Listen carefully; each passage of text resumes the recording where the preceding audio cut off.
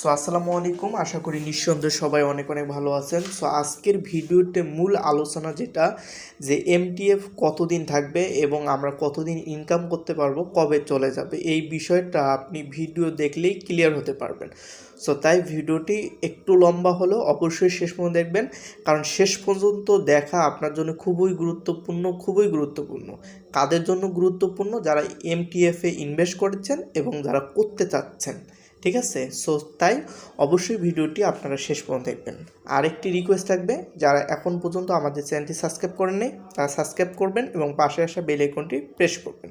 তো চলুন শুরু করব আমাদের মূল আলোচনায়। সো আমরা এমটিএফ এর ওয়েবসাইটে যদি যাই তাহলে কিন্তু একদম ক্লিয়ার হতে পারবো এবং আসলে জানতে পারবো যে এটা কতদিন টিকবে এবং কতদিন থাকবে। আপনাকে একবারে আমরা লাইভে দেখিয়ে দেব। তো দেখেন, প্রত্যেকটা কোম্পানি যাওয়ার পিছনে কিছু কারণ এবং কিছু কিন্তু উদ্দেশ্য লক্ষ্য নিয়ে প্রত্যেকটা কোম্পানি কিন্তু মার্কেটে আসে, কিন্তু তারা কিন্তু টিকতে পারে না অনেক কারণে। প্রথম কারণ হচ্ছে যখন তাদের কমিশন অনেক দিতে হয়, মানুষকে অনেক দিতে হয়, কিন্তু লাভ অল্প, মানুষকে দিতে হয় অনেক, তখন কিন্তু একটা কোম্পানি থাকে না এবং তখন কিন্তু বন্ধ হওয়ার সিদ্ধান্ত নেয়। আরেকটা কারণ হচ্ছে যখন আপনার কোনো কোম্পানির লস হচ্ছে তখন কিন্তু কোম্পানি চলে যাবে, ঠিক আছে। আসলে মার্কেটে সবাই আসে একটা লাভের জন্য এবং লাভ করে কিন্তু তারপর চলে যায়। আপনি কেমনে বলতে পারেন যে এটা থাকবে? কারণ দেখেন, এফটিএক্স টোকেন এবং এক্সচেঞ্জার ছিল, সেটা কিন্তু আজকে সমস্যা হয়েছে এবং মানুষের এই ধারণার কারণে মানুষের বিভিন্ন জায়গায় ক্ষতিগ্রস্ত হয়ে এবং বিভিন্ন জায়গায় মানুষ ঠগে। আজকে কিন্তু এমটিএফকেও আমরা সেম প্রশ্ন করতেছি যে এটা কতদিন থাকবে। কারণ কি, আমরা ম্যাক্সিমাম জায়গায় কিন্তু লস খেয়েছি, লস খেয়ে শিখতে আরও লস শিখছি। সো আসলেই লস খাওয়া মানে শিখা এমনটা না, আবার লস খাওয়া মানে যে আপনার অনেক বেশি শিখতেছেন এমনটা কিন্তু না। আমাদের শিকার ঘাটতি থাকার কারণে অনেক সময় আমরা লস করি, আবার দেখা যায় বেশি শিক্ষার কারণে অনেক সময় লস করে থাকি। সো তাই আমাদেরকে অবশ্যই কয়েকটা জিনিস আপনাকে অবশ্যই মাথায় রাখতে হবে। প্রথম যেটা, যে আপনার যেটা ডিপোজিট আছে সেটা কিন্তু স্বল্প পরিমাণে থাকাই সবচেয়ে ভালো। অত লোভ করা যাবে না। অনলাইনে এসে আমরা আহামরি লোভ করে থাকি, যার কারণে কিন্তু আমরা অনেকটা লুজার হয়ে যাই। সো এখানে আপনারা কখনোই লোভ করবেন না। লোভে পড়লে অনলাইন থেকে আপনি ভালো কিছু করতে পারবেন না। ছোট ইনভেস্ট করেন এবং ছোট ইনকাম করে সেগুলো উইথড্র দিয়ে নিয়ে যান, তাহলে কিন্তু আপনি সেফ থাকতে পারবেন। দেখেন, প্রথম হচ্ছে আপনি যেটা ডিপোজিট করছেন সেটা যত দ্রুত তুলে নেওয়া সম্ভব সেটা নিয়ে নেন।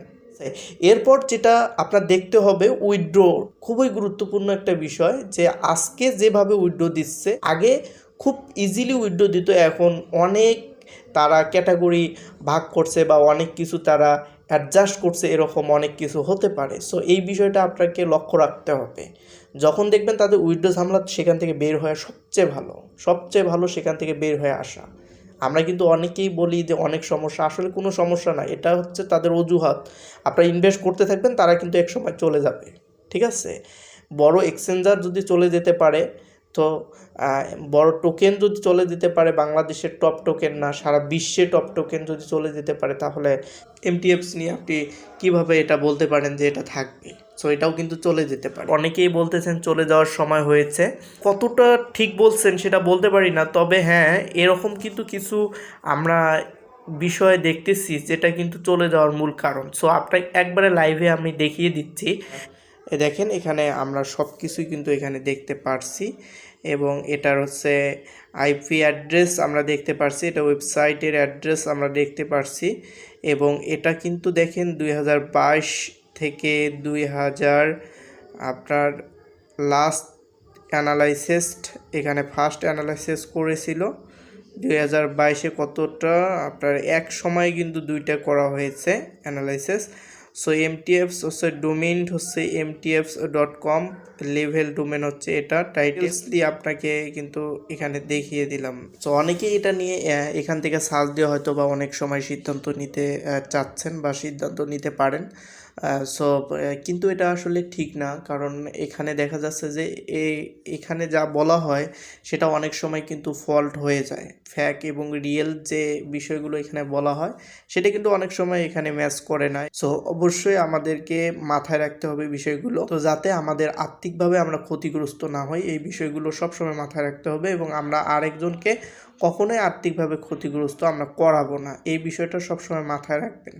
তাদের ফিডব্যাকগুলো মোটামুটি ভালো আছে। দেখেন এখানে এক এক জনের মত এক এক রকম, কিন্তু একটা মত এখানে দিয়েছে। আপনারা অবশ্যই এগুলো পড়ে নেবেন, রিভিউগুলো আমি পড়তেছি না, এগুলো পড়ে নেবেন আপনারা। দেখেন এখানে কিন্তু এক একজন এক এক রিভিউ কিন্তু দিয়েছে।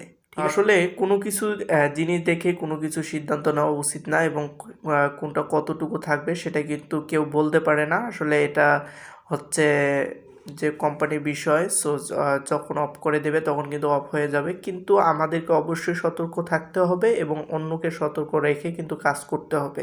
আমরা যারা একসাথে কাজ করতেছি তাদের দ্বারা কখনো লোকসান হয় না, সেই বিষয়টা অবশ্যই আমাদেরকে মাথায় রাখে কাজ করতে হবে। এবং আমি সবাইকে বলতে চাচ্ছি যে আপনারা অবশ্যই একটা জিনিস মাথায় রাখবেন, যে যদি কোনো সমস্যা দেখেন অবশ্যই আমাদের ভিডিওগুলোতে কমেন্ট করে বলবেন। আমি যদি কোনো সমস্যা দেখি অবশ্যই আমি ভিডিও মেক করব, যাতে কারো কোনো ক্ষতি হয় না। এই দিকটা বিবেচনা করে আমি আমার ভিডিও এখানেই শেষ করছি।